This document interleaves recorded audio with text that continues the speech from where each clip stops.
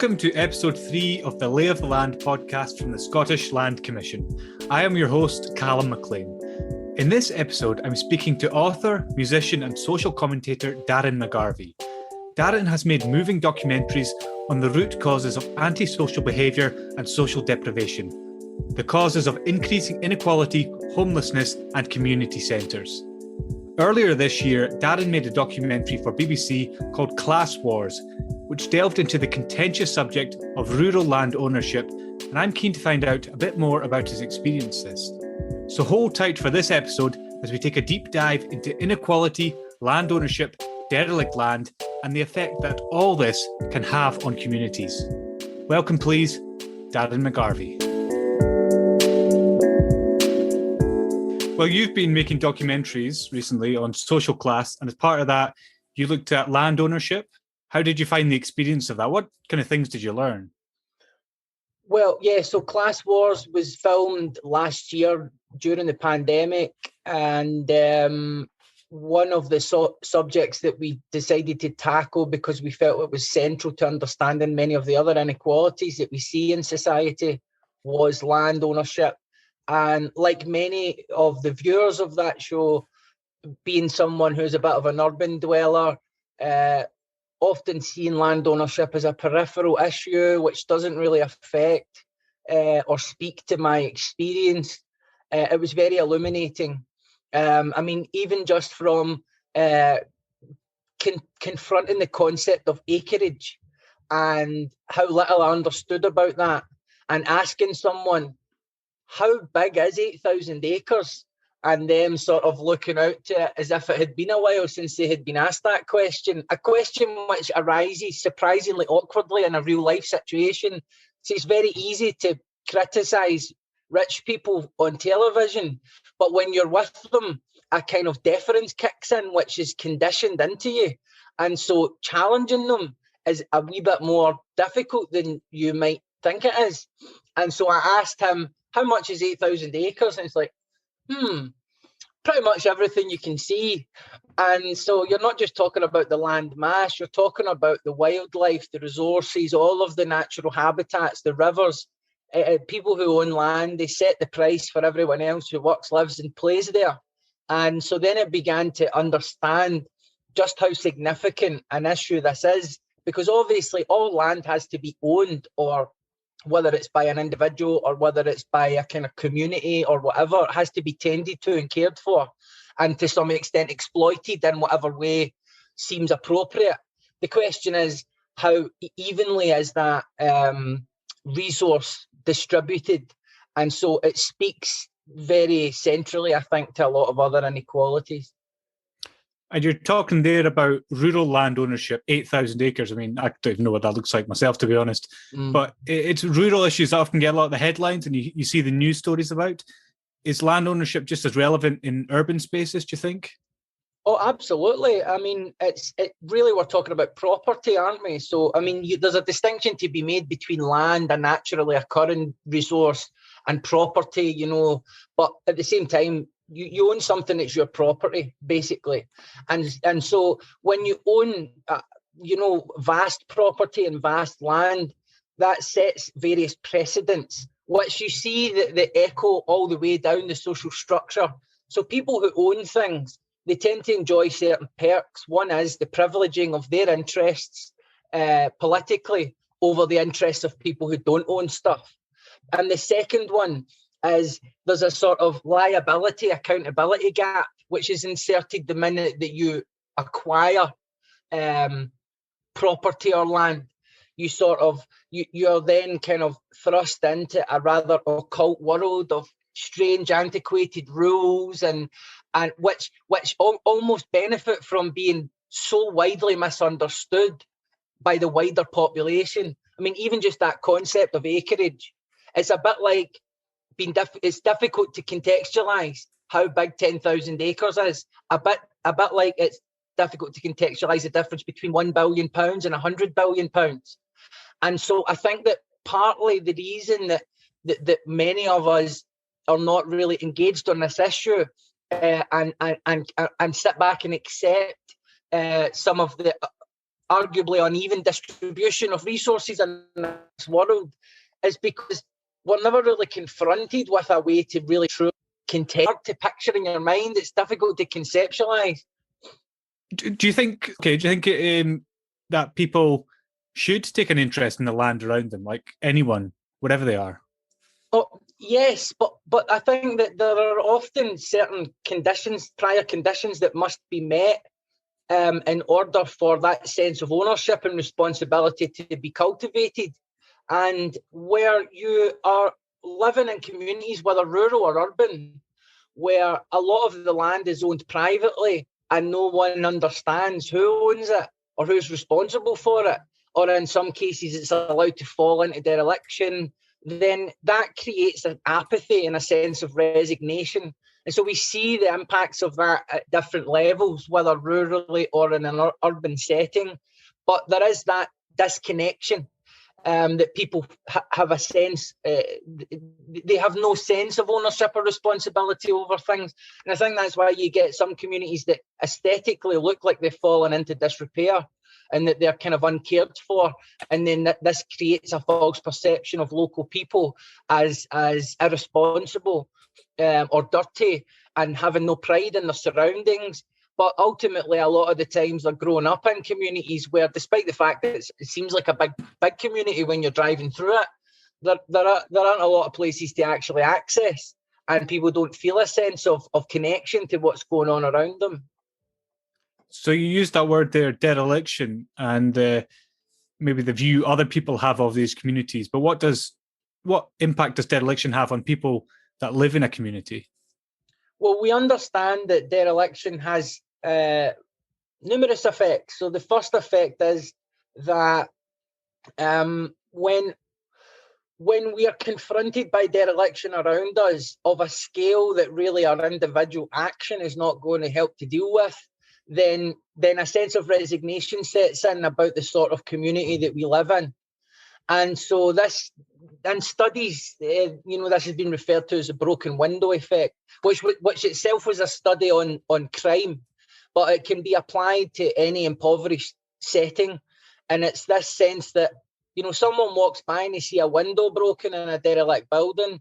This sort of sends a signal that that building's not worth much and that nobody cares for it. And so then other windows become likelier to be broken.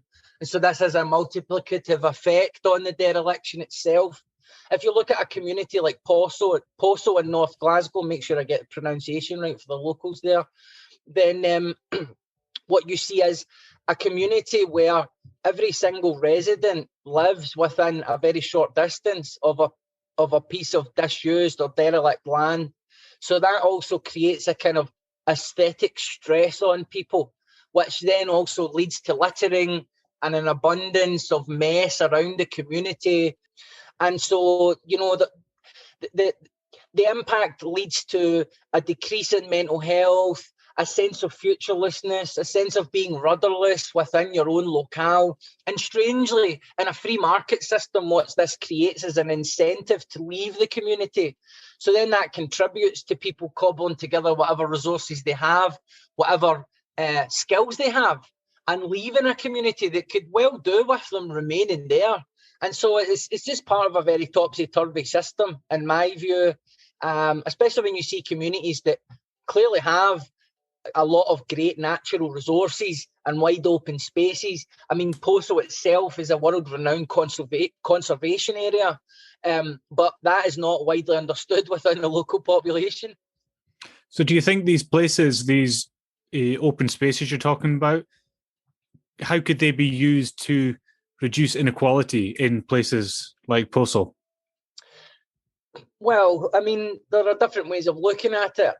A space as a kind of potential opportunity for economic activity.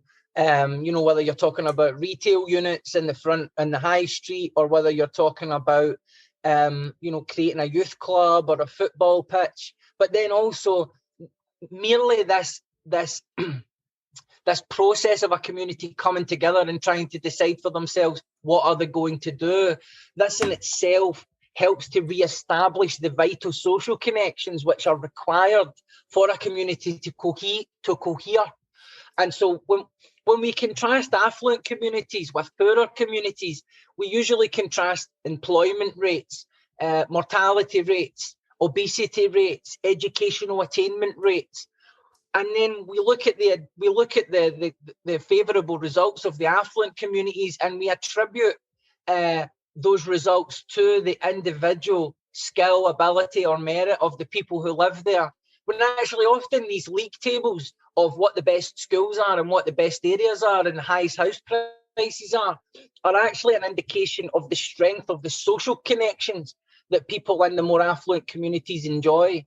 And so in communities where social connections have been severed quite violently through subsequent processes at regeneration and then gentrification amid increasing unemployment and economic turbulence, then what we see is we have communities that can't connect in the way that is required in order for people to become confident enough, self-assured enough, and active enough to take true control of their own situation in their community. And that's why you often have, what has been called the kind of poverty industry, which is required sometimes to come in and create artificial social connections, which try to offset that connection gap between affluent and poor communities. But that comes with a whole host of other problems. But I think that the importance of social connection is vastly underplayed, and the kind of myth that the individual is the bulwark of society doesn't line up with all the science around social connection. So what would be the best way to, support these communities where these social connections have been broken, where they don't feel like they've got any power? What's the best way to support them when it comes to decisions about the land around them, do you think? Well, there are the smaller local issues, the kind of micro issues you might call in an economic context, and then there are the big economic issues about how is our economy structured. So we see the economic transition that Britain underwent from the 1980s was radical. People to say, well, we need radical action. Thatcherism was the most radical thing that happened in Britain for a long, long time. And a lot of people enjoyed prosperity from that. And that cannot be denied. The middle class grew, home ownership grew. People had a sense that they had some skin in the game in terms of starting a business. Grants were made available to certain people, in mining communities that were closed down. So a lot of people, Thatcherism is a positive story, and that's why there's so much tension around that part of our economic history, because there are a lot of people who enjoyed prosperity and see it as being unshackled from a kind of cumbersome command economy.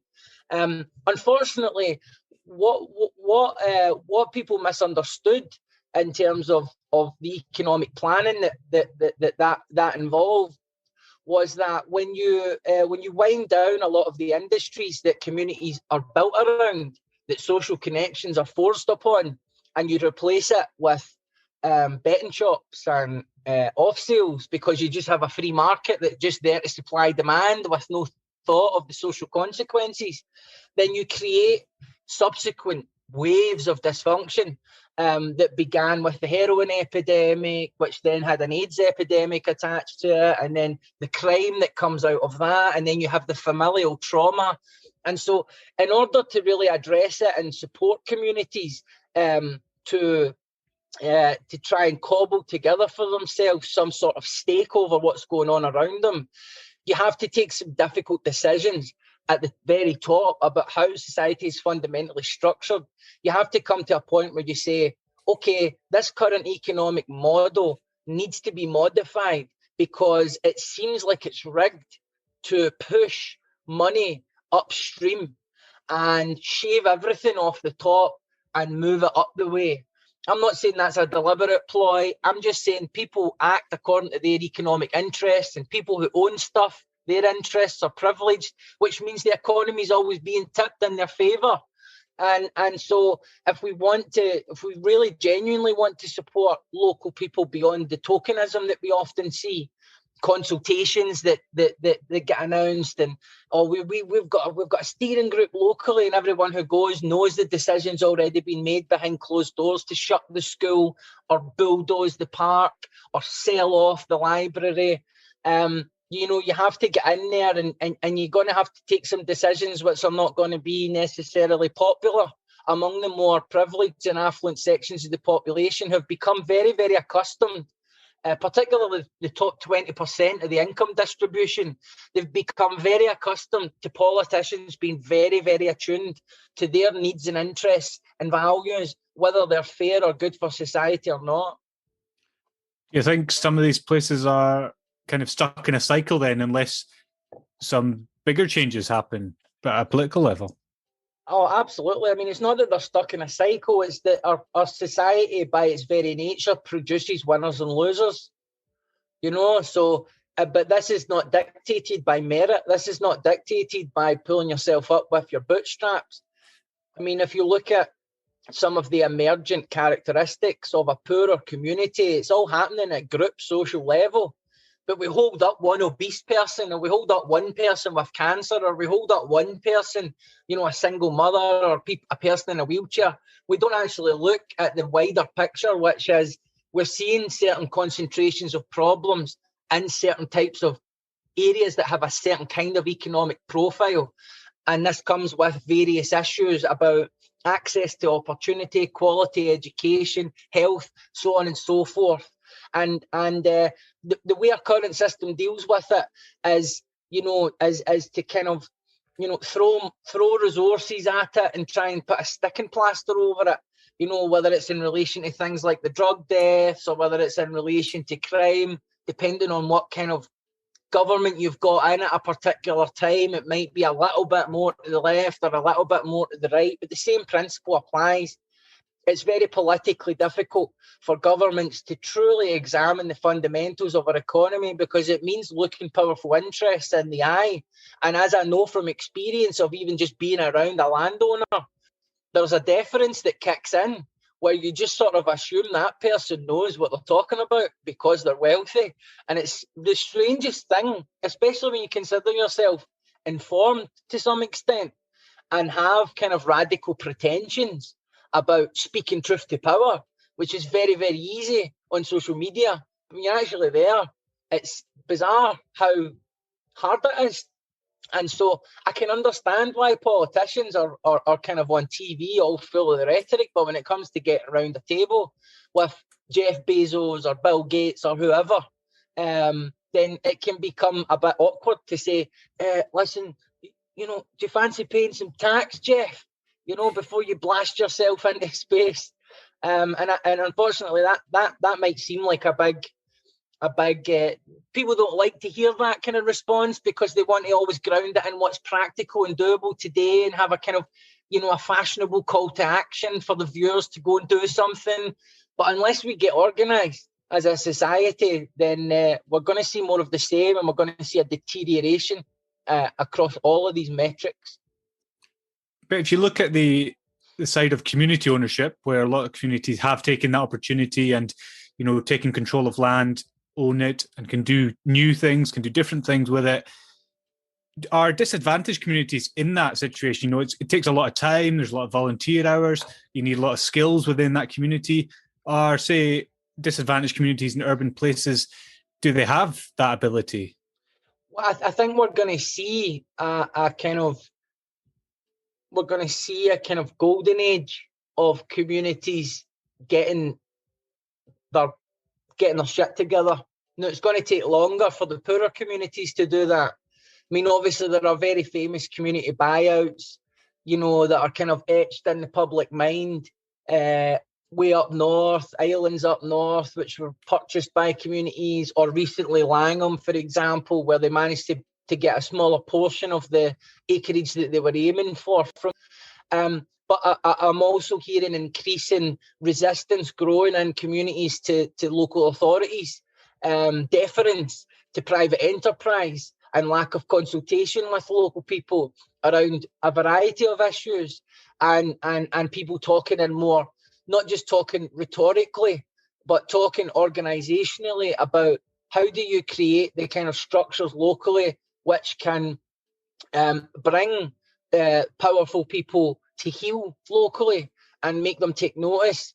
There are things going on up in Castlemilk, which has been subjected to some of the most brutal kind of closures and stuff over the years. And I wait with anticipation to see also how people who are engaged in that process of resistance can link their struggles to other struggles that are going on where people are similarly organised.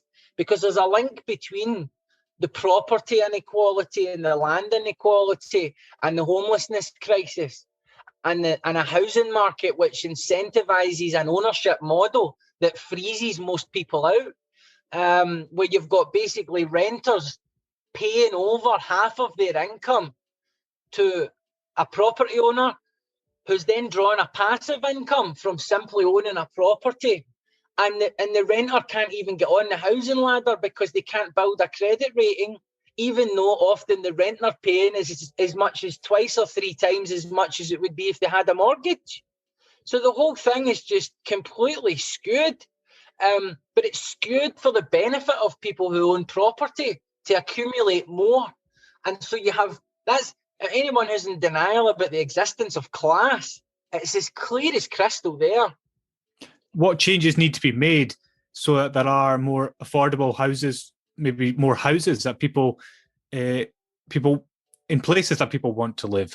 Well, again, property is valuable. Partly its value is contingent on the fact not everyone can acquire it. So in order to address the social housing crisis, you have to actively depreciate the value of people who own property privately by creating a social housing market which can compete with that in terms of raising the quality of housing stock. So we've created a culture where, because that sort of private mortgage home ownership model is the preferred model of government, and we see that in how the government incentivizes people through help to buy, right to buy, ISA accounts which double your savings, and all of these perks that people get to buy a house, while other people are living in temporary accommodation that's making their children sick, and the government's paying £750 a month to private landlords to provide that sort of shoddy accommodation. So the process of this kind of housing boom that we've seen, and this explosion and the value of properties, is in part because social housing, affordable housing, has been neglected so long. That's partly what gives value to these other more private forms of ownership. So I mean, in terms of the specifics of what you would need to do, I'm not as up on the minutiae of all of that, but I understand the basic key concepts here. And I think really what we need is radical investment in social housing, and also, a move away from this emphasis that owning your own home must be the ultimate aim, because it's not. Why do you have to own your own home? For a lot of people, that's not practical. And it also creates that two-tier system again. It would just be good to know that if you're not interested in owning your home, or that option is not available to you at a certain moment, then you don't have to fight for scraps in a social housing market or a private renting market, which, where the quality varies so wildly that it's difficult to cobble together any sort of stability in your life. What impact would it have on people's lives if everyone had that opportunity then to have access to housing in a means that suited them? You only have to look at the mental health impact of homelessness on people, whether they're rough sleeping or whether they're experiencing other forms of residential instability that don't present socially on the streets like rough sleeping does. You only need to look at the mental health issues that those people experience. They are acute, constant. They require multiple wraparound services to resolve. And so really what that speaks to is that it's part of our nature to have a home. It's part of our nature to want to feel secure and to secure those around us. And then from there to build social connections around our community in order to gain that increased sense of belonging that's so central to our well-being. just as a species, if you're just looking at this from an evolutionary point of view, the whole way that we've constructed how housing works makes no sense. I mean, if you look at some of these houses that are going for ridiculous amounts of money, and you actually go to those communities, they're not built around anything, right? They're not built around a factory. They're not even built around retail or shops. There's nothing there. They're built around the abstract idea of ownership itself. That is why those people have congregated there. They've congregated around an abstract concept. And so maybe they get a sense of unity through all being homeowners, who knows? But when you walk through these communities, you do get a sense of a certain type of dereliction which is setting in there. It's very intangible. It's not exactly obvious what it is, because aesthetically it looks very pleasing to the eye. It looks very safe. It looks very clean. But there's something kind of soulless about it. There's something about it that's just not right. And I think, like many of our previous attempts at regeneration in poorer communities, I wouldn't be surprised if you see long-term effects on people who consider themselves affluent and successful of congregating in these communities which are not built around anything solid. They're not built around community. They're just built around the idea of owning a house. And when you're talking about regeneration there, in cities, in towns and cities across Scotland, what can we do to make sure these places work, more equally for everyone? Because it's not like facilities and green spaces are, getting spread around potentially for everyone to access, is it? The thing, I mean, again, it depends how far you want to go with it. It really always starts at the top, because the precedents that are set at the top filter right down through the whole system. So if you can make some kind of modifications here and there, and and that might buy people off for a couple of generations or whatever. But ultimately, the old patterns will set in, because the people who own stuff and the people who have money and influence, they call the shots, and they're always looking for the next resource and the next frontier. And, if you're a community that's defenseless in the face of that, then what are you going to do? I mean, I would go as far as saying that communities should be allowed to kind of almost opt out of our free market system, right? So imagine like a community decides for a 10-year period, we want to put an economic force field around us, right? We're invoking our right to do that under this hypothetical law that's been created. So we get first refusal on any derelict spaces. We get first refusal on any derelict retail units, because we've got local people who've got ideas for businesses and they just need support to get a foothold in the local economy. So it would be really good if I would say that is a kind of radical thing. So you still have your free market system, let Bezos blast himself into space, tax him 50% to re-enter the atmosphere, and use some of that money to give communities a chance to sort of opt out of the free market fundamentalism, which they're very vulnerable to, because they don't have the resources to offset some of the more negative effects. And then, give them 10, 20 years to develop long-term economic policies locally, which incorporates aspects of capitalism like enterprise and entrepreneurialism and bringing in the third sector, but really kind of set a timeline. Here, 10 or 15 years, we want to see how this goes. What works, we'll try and implement again somewhere else. And really what we're trying to do is create economic activity which is based around social connectivity. So there's a kind of relationship between the community and the economic activity that's going on around them. Things are not just being parachuted in and out based on the tentacles of the free market system.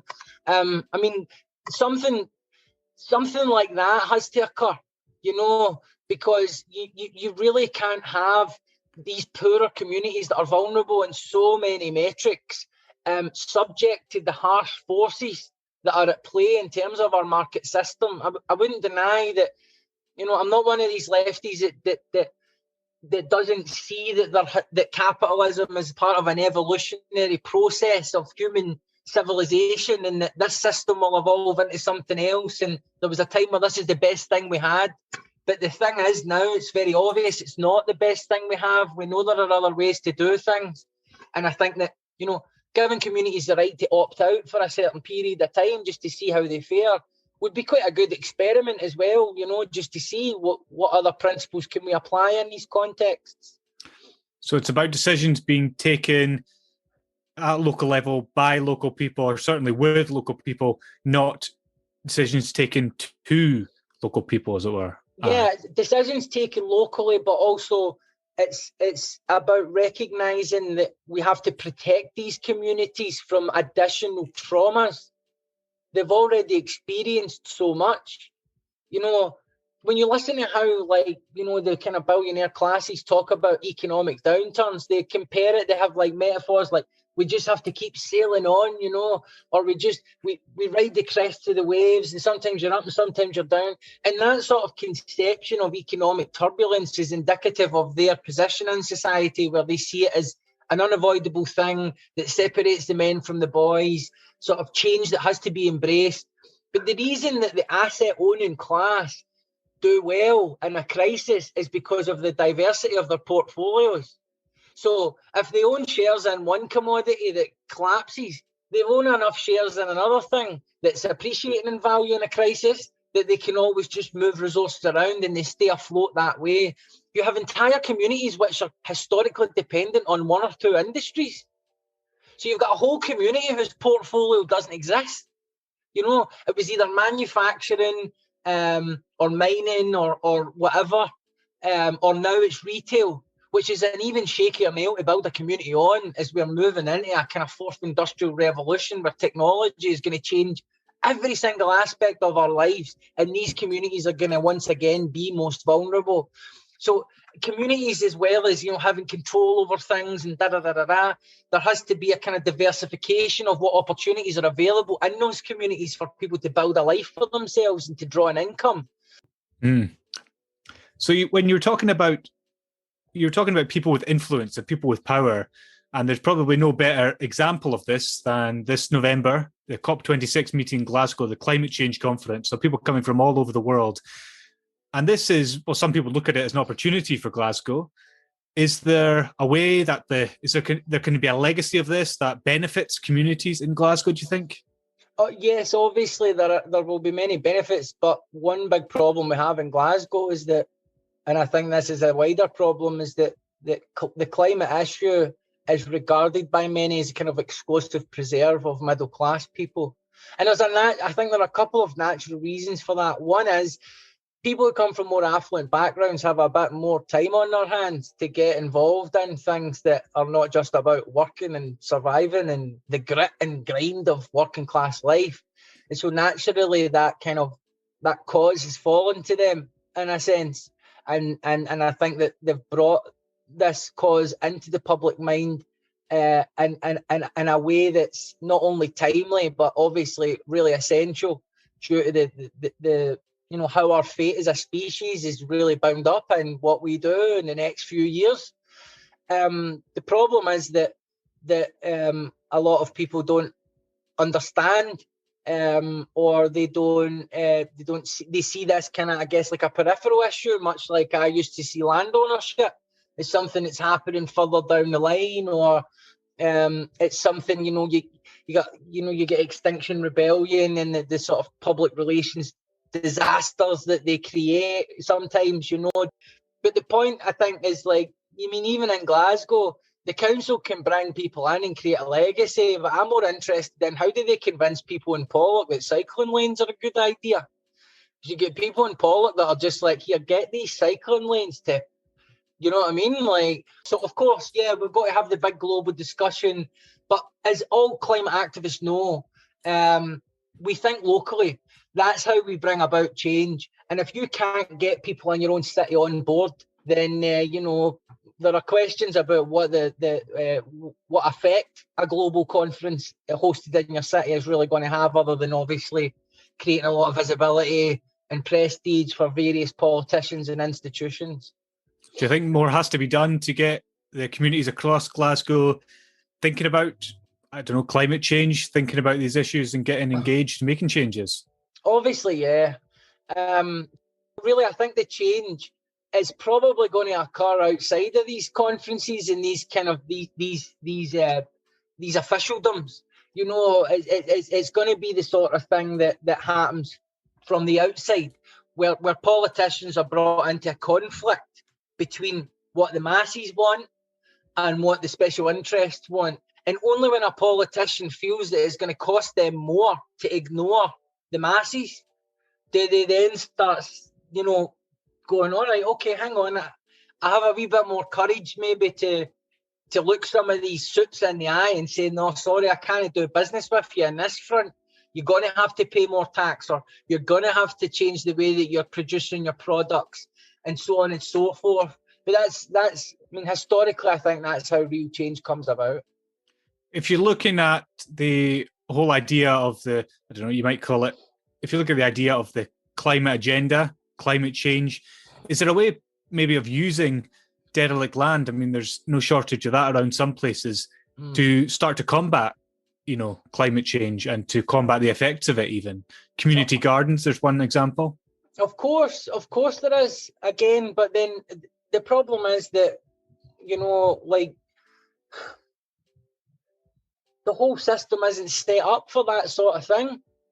So, the minute that people begin embarking on that process, they're just hit with obstacle after obstacle after obstacle, because everybody's just kind of like, what? You have the skepticism of local people. If you're the sort of plucky person who's getting up in the morning and is like, let's build a community garden, first of all, you're going to be dealing with all the informal social pressure of everyone around you going like that. What are you talking about? Do you know what I mean? Build a community garden. Look at the state of the place. And then throwing a fag out in the street. Then you've got to, so you're dealing with that on that front.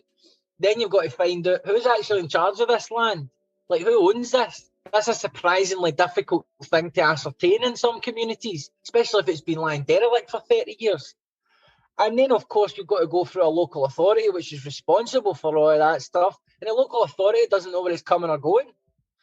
So it's difficult, because you don't want to kind of throw water on the flames of the desire to make things happen. And you do need almost a kind of naive optimism sometimes in order to generate some momentum and conversation around things that need to be done.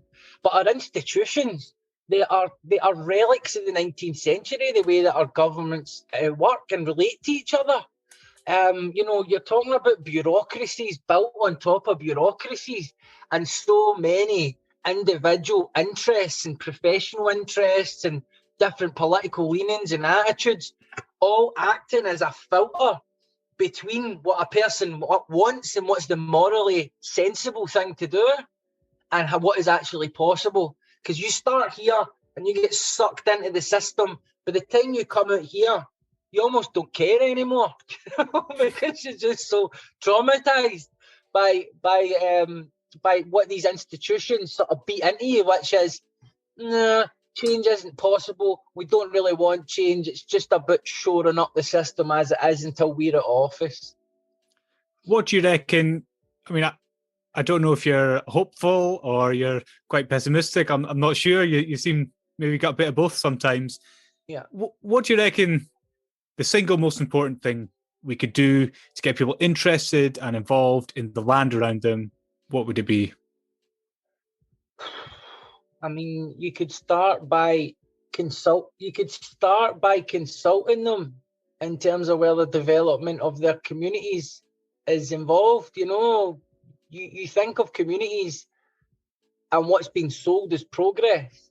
Motorways being built through public parks, local town centres being demolished and recast as these sort of consumer cathedrals for people from suburbia to drive down the motorway to and spend their money that local people don't go to.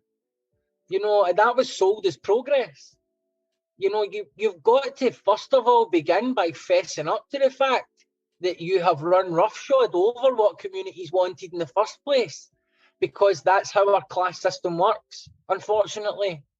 So, it's really, first of all, there has to be a kind of line in the sand moment where we go like that. Look, we realise actually a lot of the economic activity that was promised to you when we sold you the demolition of your schools, the seizing of your public park, and all these different processes of gentrification, it's not really worked out that well for you.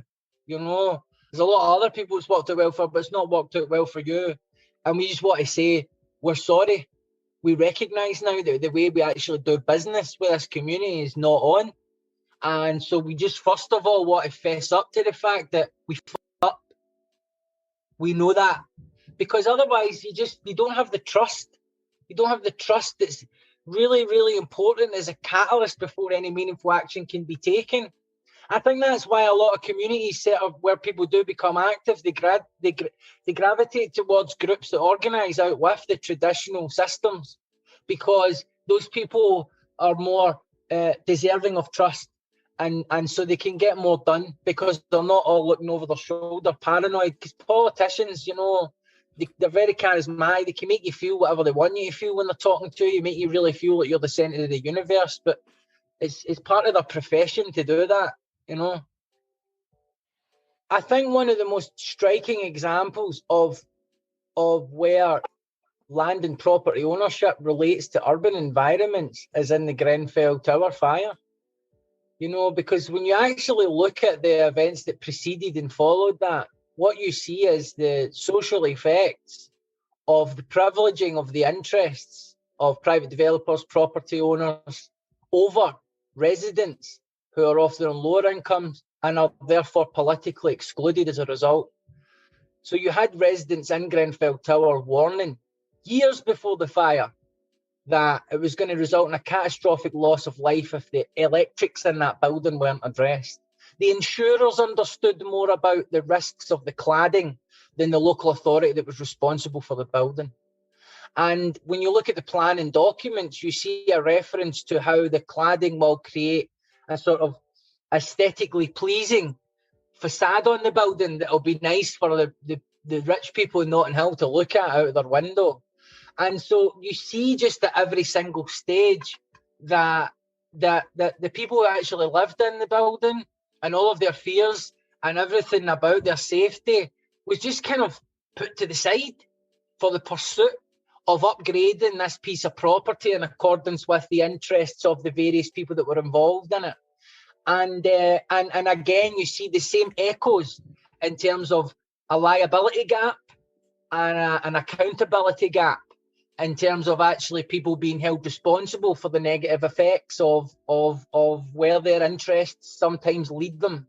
And people might not think that that's a comparison that's appropriate, but it absolutely is if you understand what actually happened in Lancaster West Estate, both before the fire and after, as thousands of properties lay empty in that community and people were homeless, and not one property owner offered a house for homeless people to go and stay in. I mean, it's all there in black and white. I remember when I was in my book, I contrast Postal with Burnham, which is a little hamlet in Perth. And, you know, it's got a tree. There's a legend about a tree there that's so old William Shakespeare wrote about it. You can just imagine this kind of place, right? It's got one-off sales, one pub.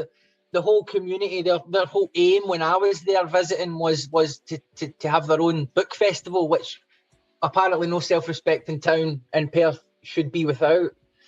And so the whole community is orientated around this goal of putting itself on the map, of bringing people together. The streets are pristine.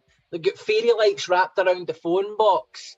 The local hotel had a note stuck on the door telling you how to access the hotel if people weren't actually at the reception, and a key just sitting out. And everyone's very open. Everyone's very welcoming. And I went out after my event to smoke a cigarette, and I ended up walking about 200 yards to a bin once I finished it, which I should do anyway. But the reason I did that was because the streets were so clean that I could sense the informal social pressure not to drop a cigarette down a drain, not to be seen, to be, running roughshod over the community standards. And that sort of informal social control is absolutely central to how a community organises itself. And it's a natural thing that grows out of us culturally through generations of social connection. So the reason that communities like Possil don't look as nice as communities like Burnham is not because the people in Burnham are better or nicer. It's because they're sort of they grow up different. There's different expectations on them. There's different informal social pressures on them. And I think a lot of the kind of science around social connection, it's not understood in terms of, you just have to look at how communities are designed. You just have to look at how much change is enforced on the poorer areas all the time to see that people don't really understand what the ingredients are of a community beyond housing and jobs and schools. Darren, thanks so much. I found it really interesting. I found it's made me think about a few things I hadn't really considered before. And obviously, the way I come from it, thinking a lot about rural communities, and I'm from the Highlands. So, it's been brilliant. Thanks so much for your insight and your passion on the subject as well. No problem. It's good to rediscover that I have passion. Sometimes you can easily forget, when you're just working all the time and the business of life kicks in. Yeah. But no, it was a great chat. Really enjoyed that. So that's it for episode 3 of the Lay of the Land podcast. Thank you so much to Darren for sharing his knowledge and passion on the subject of how land can affect communities in so many different ways. Make sure you follow Darren on social media and check out his latest documentaries on BBC iPlayer. If you would like more information about how you might get involved in the way land is owned and used in your area, visit myland.scot for stories, news and case studies for what's happening with the land around you. Join us for the next episode soon.